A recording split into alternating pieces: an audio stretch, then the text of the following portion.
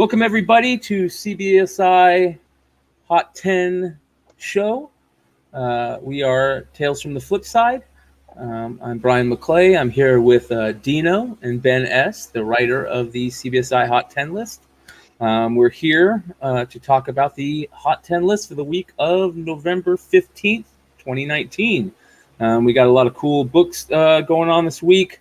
Some crazy movie spec news, some fun Star Wars news, all kinds of fun stuff.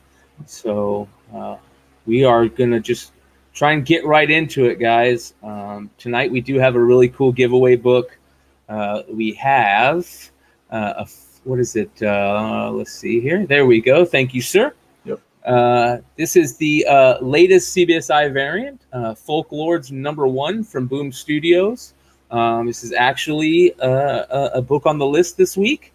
So for those of you that want to get your chance on, get your mitts on one of the Hot 10 books this week, just go ahead and be part of the chat and, be part of the show and give us some comments, ask some questions. We usually follow the comments and choose the best comment that we like and give away a book every week. So we will give away this book by the end of the show. So go ahead and be part of the show. Other than that, Ben, are you ready to go? Yeah, let's do it. All right. Hey, well, thanks everybody for tuning in, and make sure you hit that like, hit that subscribe button. Make some comments. Let us know what we're doing right, what we're doing wrong, and we will listen to you. All right, let's go. Let's start with our honorable mentions, where we're always starting at, and we will start with the Golden Age. And this one is a crime book this week. This is not a horror, which a lot of times it comes into pre-code horror, but this week it's going to be a crime book, and it is Crime Mysteries number 13. This one, I think what is interesting to me is this one kind of has a horror feel. It's got this skeleton on there painting a picture and stuff like that, but a CGC 6.0 sold this week for $1,500, which is about 10 times guide for that grade.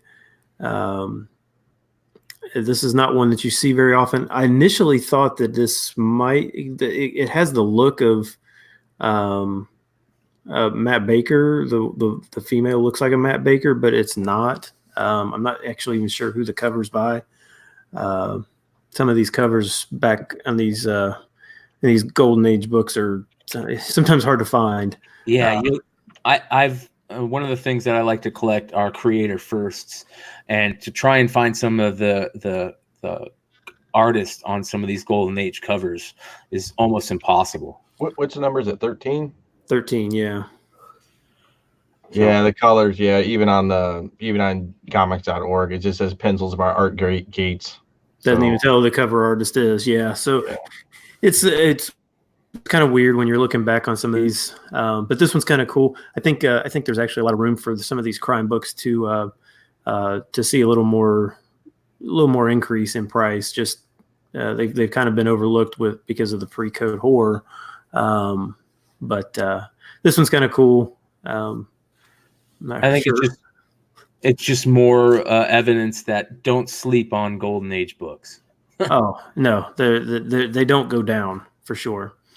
And you just don't see them. But all right. So second book on our honorable mentions list this week is Morbius, the Living Vampire #1. This is from 2013. This is the 1 in 50 Ed McGuinness variant.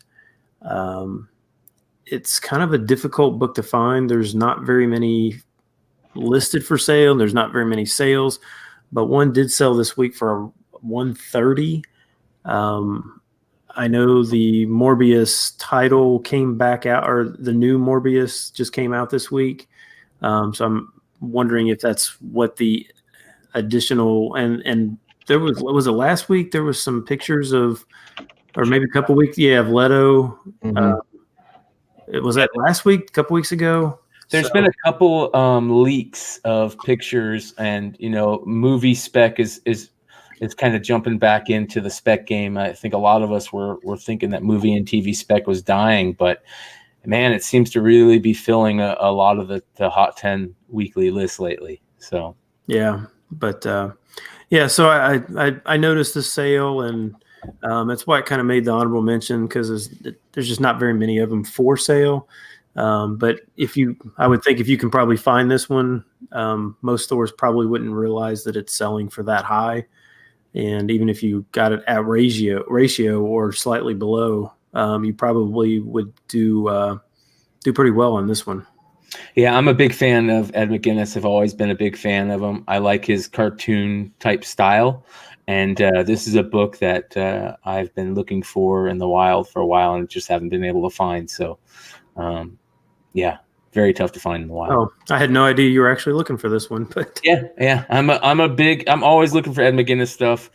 He was one of the guys. I remember when Superman, Batman came out, I just fell in love with him, and a lot of people fell in love with his Deadpool art because he was the artist on that Deadpool run that really kind of took over the whole Deadpool persona of talking and breaking the fourth wall, and the kind of comedic character. Him and I think it was Joe Kelly that wrote most of that stuff. But anyways, yeah, big Ed McGuinness fan. Oh, see, I want one more thing I did not know about you. All right, so let's get into the actual list now. And coming in at number 10 is, oh boy, another Morbius book, which is kind of strange, right?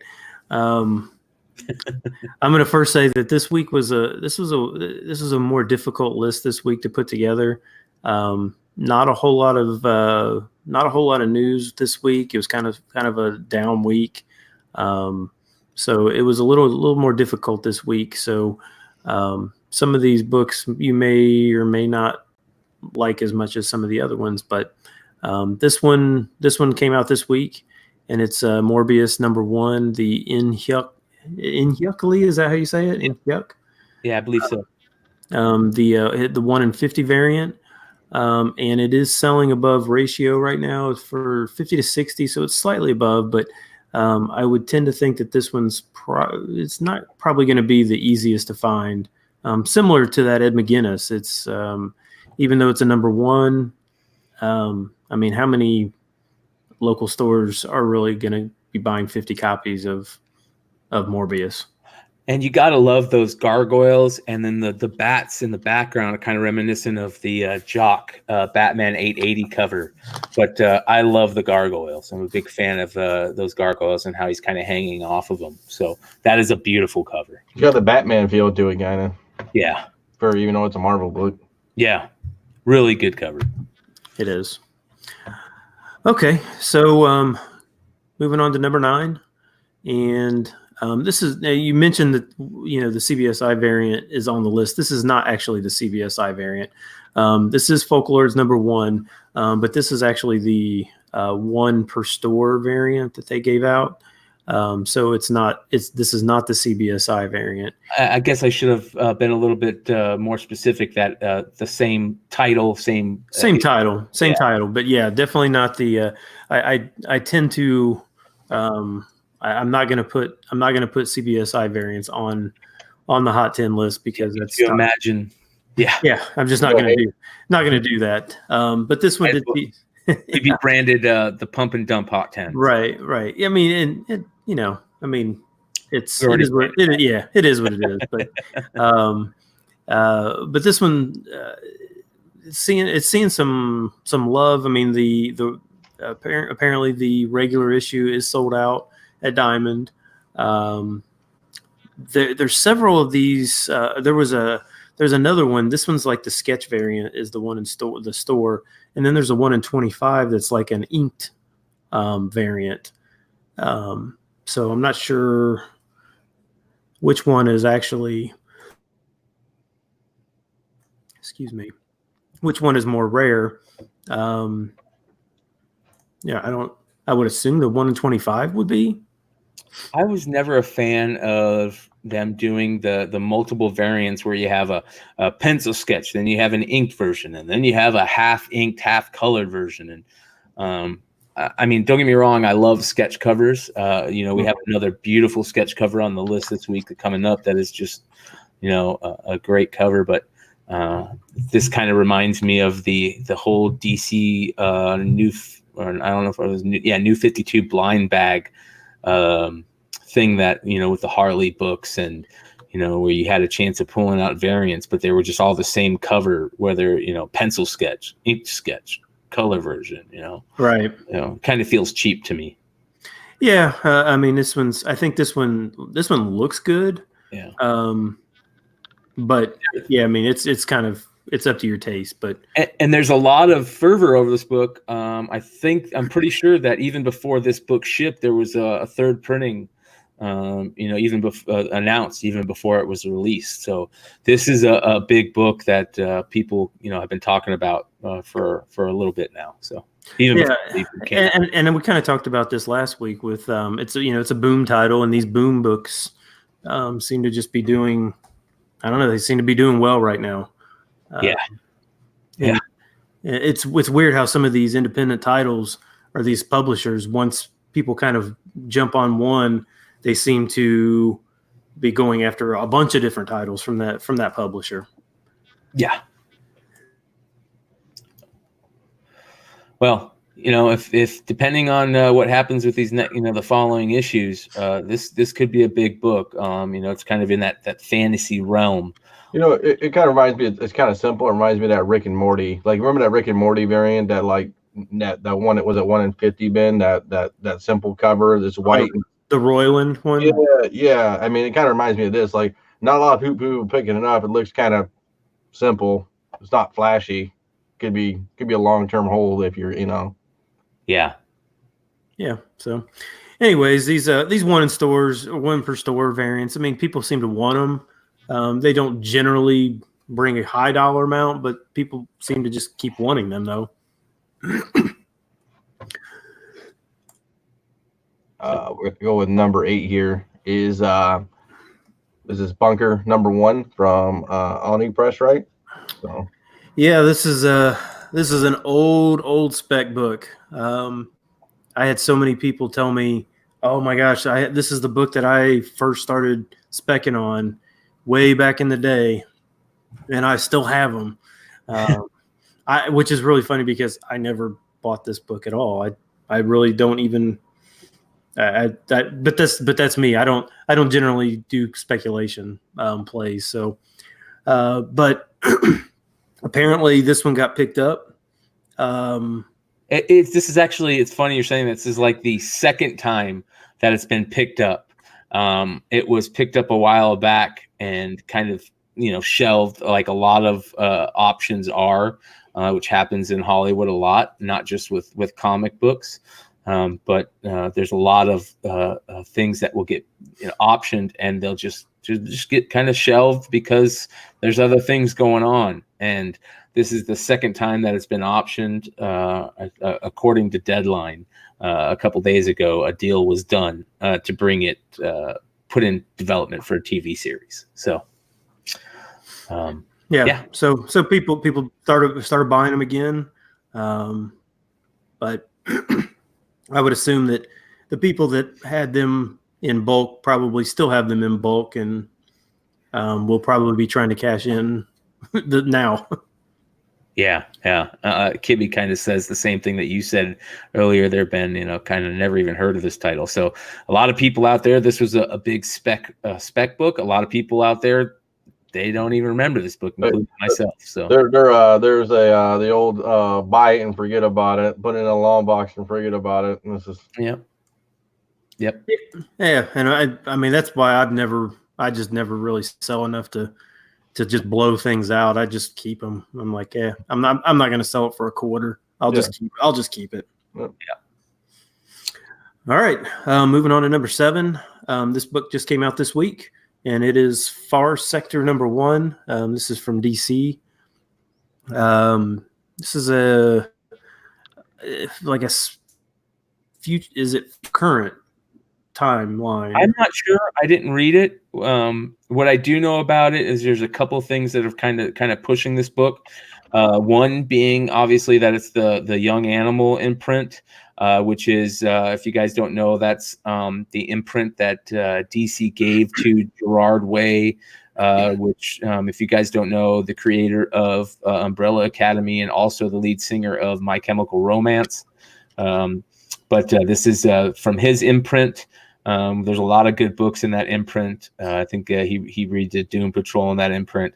But the other thing that is causing a lot of fervor in this book is the rumor that has kind of been posted on a lot of sites, including Bleeding Cool, that the character, this Green Lantern character, which is her name is Sojourner Mullen, is going to be the new regular Green Lantern in the DC universe. When they have this, I guess, this new event that's coming along that people are calling 5G. I'm not sure if that's what DC's calling it. But word is that she's going to replace Hal Jordan as the main Green Lantern. So if that's the case, with all the news of the Green Lantern show, this is one of those perfect spec opportunities. So we'll see. Yeah, kind of a Naomi 2.0, right? Yes. Correct. Yep. You got Jessica Cruz. I mean, you could talk about all that. And it's funny because before Jessica Cruz, you had what was the other female Green Lantern or character that was the Green Lantern that she was the daughter of wasn't she the daughter of Alan, the Golden Age Green Lantern? She dated Kyle Rayner. There's a couple really nice variant covers. Anyway, so there's a couple female Green Lanterns that people have been specking on over the years, and this is just the newest one. And with all the talk of the HBO Max series, it's a decent, daughter of Alan Scott. Thank you, Closet Geek. Jade is her name. There's a couple beautiful variants out there. David, I remember correctly, there's a beautiful David Mack variant of Jade in the JSA series. The variants he did, but anyways, this is one of those nice books to spec on that I think are probably better chances of cashing in on this book than a couple other books on this list. Yep, sounds good. All right, number 6, and this we're going back to the 70s, and this is Marvel Spotlight number 2. This is the first appearance of Werewolf by Night. And what I put in the article this week was that yes, prices are going up in pretty much on all grades on this.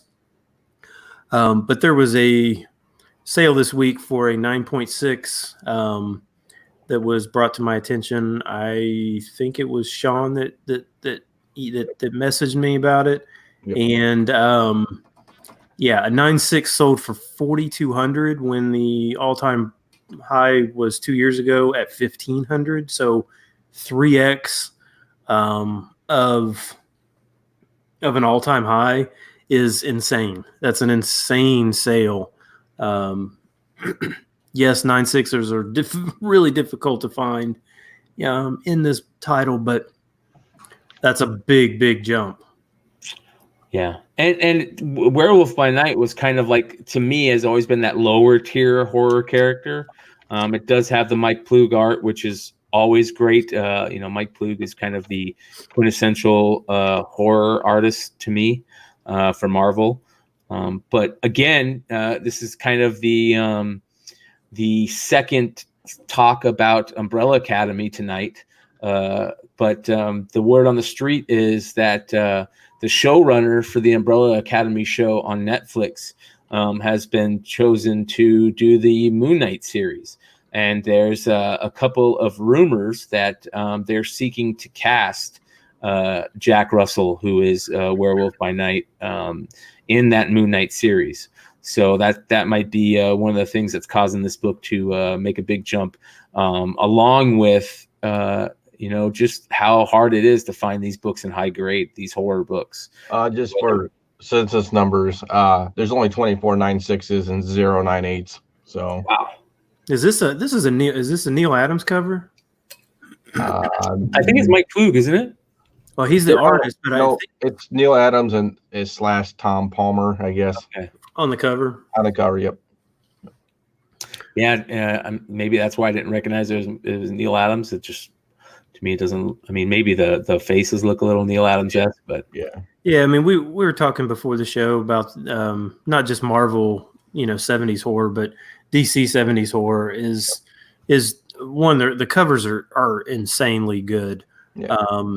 I mean, but they are just so difficult to find in high grade. They're beating all the bins, man. I mean, even if you go to a real comic book show or a convention, you just ask for somebody for DC 70 stuff. I mean, if you're getting above a 5, you're in good, but I mean, you're still going to pay for it. So, yeah, I actually am very high on 70s DC horror long term. I think it's especially in the high grades.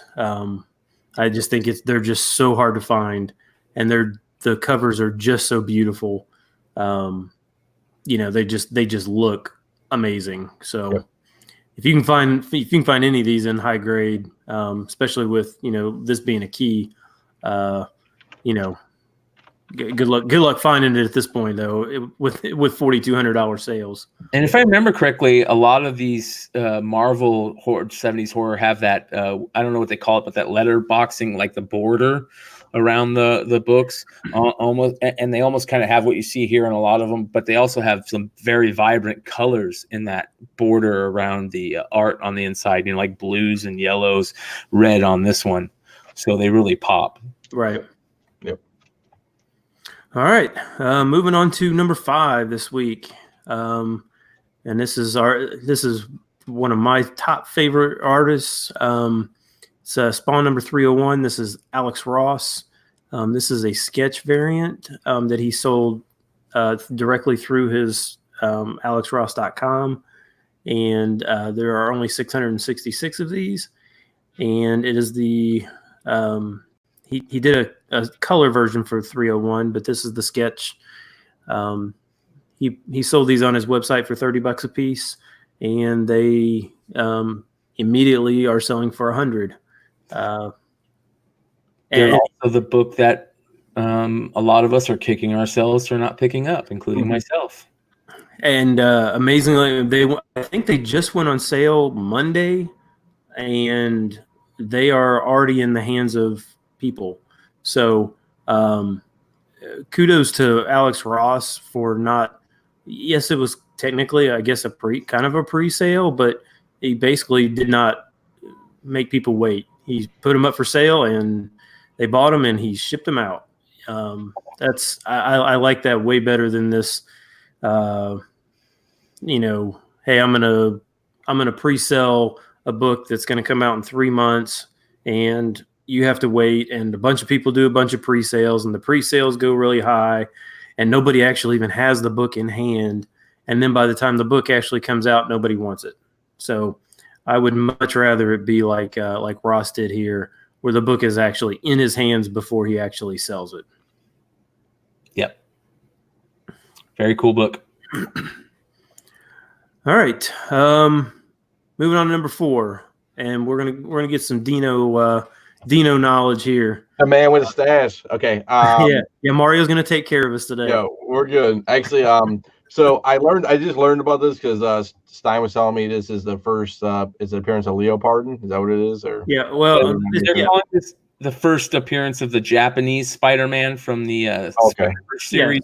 Yeah. And the reason why it's kind of getting so hot is that trailer or the new Into the Spider-Verse. We're seeing images from the new Into the Spider-Verse movie, and that Japanese Spider-Man is in Into the Spider-Verse. So the only reason I know about this is I actually just watched like 30 minutes, an hour ago. They made a new Netflix series with the toys that made us or whatever from 80s lore, you want to call it. So basically, Bandai came out with like a bunch of robots that were really nice and stuff. So Stan Lee was over in Tokyo and he saw this actually happening. And he's like, hey, this would be cool if I can get Marvel to get kind of with Bandai, and then we could get Spider-Man presence in Tokyo. So Bandai said, hey, that's a good thing. We'll produce a show. And Spider-Man in the 70s actually went to Tokyo, and it was a really horrible 70s series. But what happened was it was called the Marveler. And what it is like a spaceship floating thing. And every time Spider-Man would get in trouble, he would fight these big monsters, like you see, like Power Ranger style for like newer kids. The big Power Rangers things would come out, like the big monsters, and he would need help, and he would call on his watch or whatever he would do or signal for it, and then it would come over and transform into a robot, and then he would jump in the Marveler and then actually fight the robot at the end of the series at every series. And the reason that we were talking about this before is Ben had noticed that one of the comments on the Comic Book Invest Hot 10 list this week talked about how this really isn't truly the first appearance of Japanese Spider-Man, and the first appearance of Japanese Spider-Man is in, what was it, Amazing Spider-Man number 3? Is that what he said in that part? In I think he said number 9. Number 9, 3 issues earlier, but it was a cameo. It was, I guess he was on a TV screen, so he was basically pulling a dark side. It kind of looks like this, so everybody's reference points. That's how bad it was back in the 70s. So it was a big spaceship, and basically it would turn into this robot thing. So, but that's not why. That's a cool little story about the true first appearance of the Japanese Spider-Man.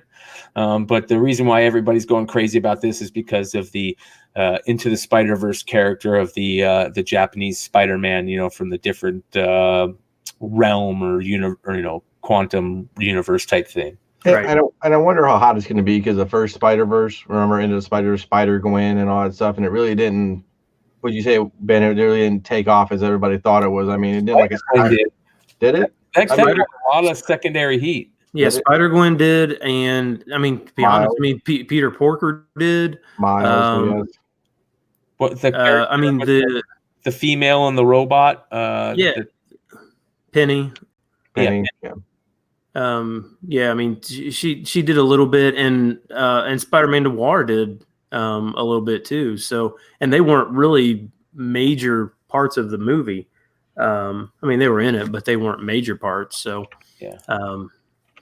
it's a great cover. I love that cover. It's really it is a cool cover, actually. Hellfire / Addams Family-esque, right? With the heads on the background, and them kind of sitting back in the old school picture pose. All right, so coming in at number 3 this week is Marvel Action Spider-Man number 11. This is the John Boy Myers 1 in 10 variant. This is kind of following in the heels of the number 10 Venom variant that was out that jumped way up over $100, made number 1 on the list a few weeks ago. This one's for reference, that number 10 has fallen back in price. I think it's in the $75 range ish. This one, I don't think this one's as good a cover as that one is, but this one does have Miles and Spider-Gwen on the cover. I like the cover. I still think it's good. But this one's, again, this is a 1 in 10 that's selling for $40 to $50, which is way above ratio, and it's still just a, kind of a kiddish book. So it's kind of strange. Well, this is also getting a little action because of there's not to really spoil it, but there's like a surprise kind of new villain, and another villain we haven't seen in a while returns in this book. So it's getting a little of a watch or eyes on it because of that. So part of it is the variant, and maybe it's riding a little bit of a wave off of that other issue like you were talking about, Ben. Yep. So some of these you're not going to be able to get everybody kind of knew that this one was going to be, and my guess is number 12 is going to probably, they're going to try and do the same.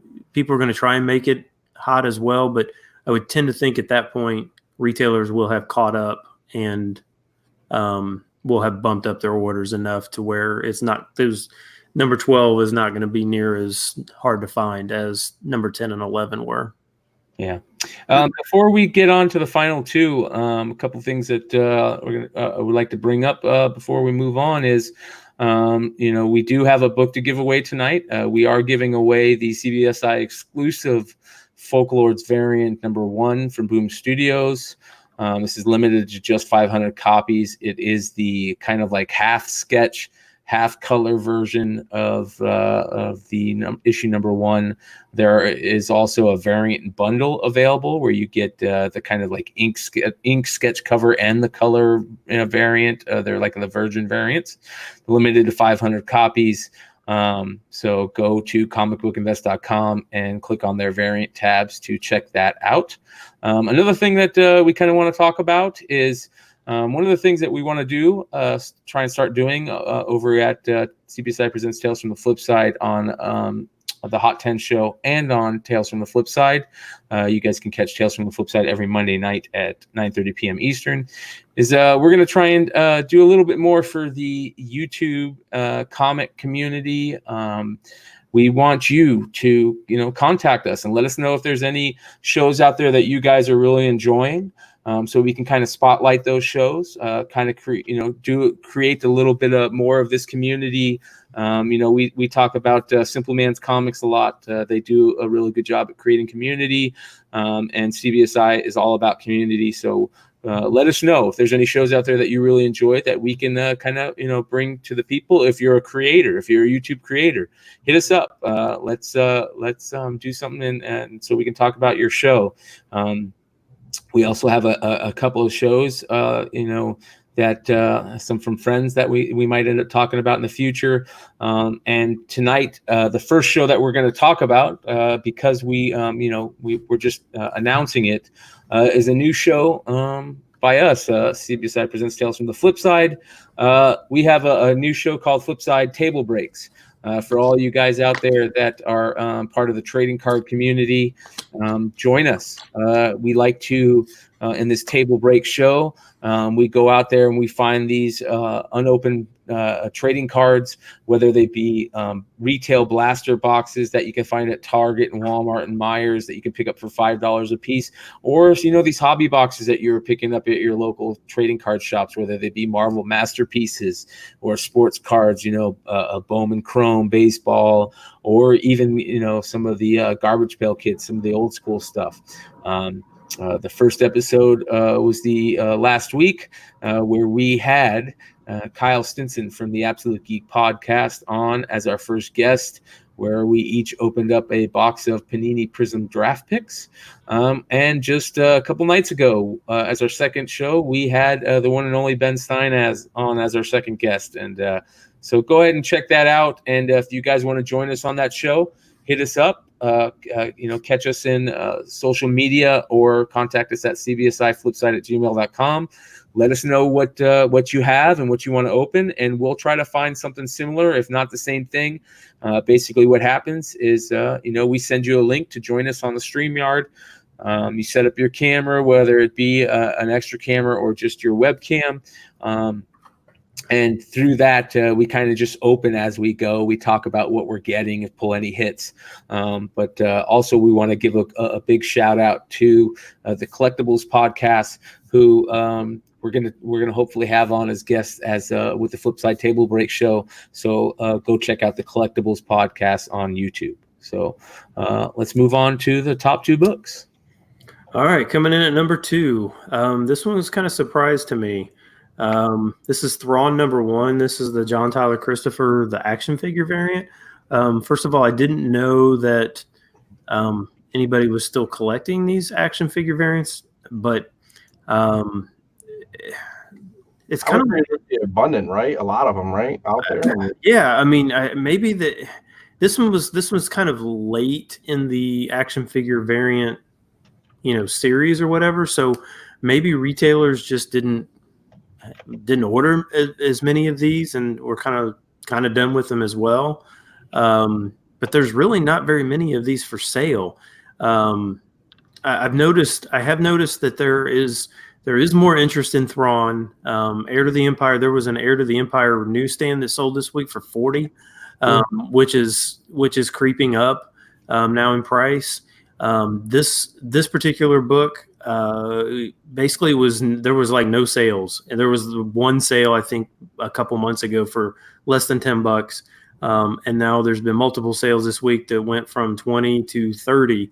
And I think there's maybe just a couple listed, and they're listed for even higher than that. So I don't think it's necessarily that difficult to find, but I also say that I don't have this. So it's not like you're out there looking for it. Yeah. So I mean, I haven't. Yeah, I haven't. I pretty much. I'm like probably like most other people, and just kind of ignore these action figures. You know what's funny? It came out on Valentine's Day of 2018. Really? Yeah.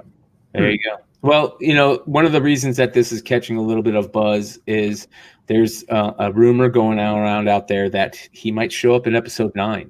And not only that, I believe there was a new book that recently came out by Timothy Zahn, who is, if I remember correctly, the creator of Grand Admiral Thrawn and Yes. Shadows of the Empire, if I'm not mistaken. But Timothy Zahn has a new set of novels coming out based on Grand Admiral Thrawn. So, if he does show up in episode 9, really be expecting that variant that came out, a year or so ago to really gain some value. Yeah, I would if he shows up in episode 9, the was it the Matina, this one, there's not very many Thrawn books out there, but that Heir to the Empire, the newsstand, those will explode if he actually becomes part of the movie canon. Yeah. But it'll be interesting. We'll see. He's a great looking character, that's for sure too. Yeah, people love Star Wars fanatics. Just love this character. So yeah, it is what it is. But did you want to give the book away before we do number 1, Brian? Or have you guys got any? Did you guys see anything that kind of caught your fancy on here? There's a couple of comments that I'm looking at. I unfortunately have been just fighting coughing the whole show, so I've not really been paying that much attention. I'm trying not to disrupt the show with my coughing fits that I'm having apparently. Yeah. Well, let me go ahead and take a quick look at the comicbookinvest.com comments and see if there's anything on there. And by the end of the show, we'll give that book away. Sounds good. We'll just go ahead and go right into number 1 this week. And surprise. Yeah, and it is Shazam number 28. And this is not the first appearance of Black Adam, but it's the first appearance of the affordable Black Adam. The affordable one. Yeah, it's technically a second appearance because he did have a Golden Age appearance in Marvel Family, but it's crazy. I mean, the price is crazy. I mean, right. Nobody can really afford that except for maybe Z, but yeah. So this week, if you didn't see it, Jim Lee posted on his Instagram I guess it was a collaborative poster he did with Boss Logic. Yep. And it's kind of a teaser poster for the Black Adam movie, where him and Boss Logic kind of did up The Rock, and Coy said he hates it, but I think Coy hates everything, but I think it's gorgeous, and beautiful. Yeah, so it's got an official date. So yeah, I guess they did collab on it because it's saying Jim Lee did sign it side by side. So yeah, 12/22/21 is when the movie's coming out. So we got 2 years to wait, but Which is crazy because they're battling, I think, Avatar that weekend. So we'll see how it does. Oh, really? Yeah. Which I thought was interesting. But I mean, basically, having The Rock tied to this is kind of the best case scenario that DC could really have. I mean, is there honestly at this point, is there a bigger male movie star? No, and there was a lot of worry, at least in the spec community for a while there, that he wasn't going to end up playing the character because it kind of fell through. Yeah. A lot of people thought that he was going to be part of that first Shazam movie, but it kind of fell through. And for a little bit there, a couple weeks there was rumor that he had backed out of playing the character. Thank God he didn't, because I think that is probably one of the best castings of Black Adam that you could actually pick. So I think it's all negotiations on the Rock side. You know what I'm saying? Oh, I'm gonna step away, and then here comes the money truck. Yeah. So. Well, I did kind of find our comment, and it's kind of funny because it was the first comment we talked about in the show, I believe, and the reason I'm choosing it is because it gave us a really good story from Dino, who just happened to be watching the TV show, The Toys That Made Us Famous. I think it is, Dino. Is that what it's called? Where they talk about this original Japanese Spider-Man character, Leopardon. Is how they say it? Leopardon? Yeah. Who first appears in Amazing Spider-Man number 12. And Dino gave you the story about why Stan Lee decided to kind of do that. So Drogio, Drogio, who made the comment on comicbookinvest.com. If you're watching this, please get a hold of us. Contact us give us a shout out on social media, IG, or on YouTube, or wherever you can find us. You can do email. Yeah, you can contact us at cbsiflipside@gmail.com, and you won yourself a copy of Folklords #1, the CBSI variant, limited to 500 copies. And for everybody else out there that wants to get a copy of that book, go ahead and go over to comicbookinvest.com in the variants section and pick yourself up one of them. So, and just make sure when you send an email, or just make sure you highlight the date that you actually won. So 11/15/19 is today. So just make sure we get a bunch of emails and a bunch of people's addresses. So we want to make sure we get the right books to the right people. And before we end it tonight, I want to give a quick shout out to Discovery Bay Comics, who just showed up in the chat. Thank you, brother, for showing up in the chat. We really appreciate what you do out there. If you guys aren't checking out Discovery Bay Comics YouTube channel, he's got a great YouTube channel. He does a lot of cool stuff. Make sure you go check him out.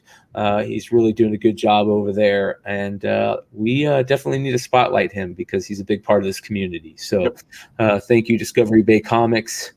We appreciate you, brother. Other than that, make sure you guys check out CBSI Presents Tales from the Flip Side every Monday night at 9:30 p.m. Eastern. And make sure you guys, if you want, take part in the Flip Side table breaks. If you're interested in opening up some trading cards, whether it be sports cards or Marvel masterpieces or DC. One of my favorite sets was the Impel set from the early 90s, the Marvel set. That was put out with the holograms. There's a lot about the Spawn Chromium from '97. Yeah, the Spawn Chromium from '97. Chad, my homie Chad, definitely that would be something that we would love to. Maybe if you can find some of those, let's open those up. But there are a lot of cool stuff out there that would be fun to do a group break on FlipSide table breaks. Cool. So we appreciate everybody. And we will catch you next time. Thanks, everybody.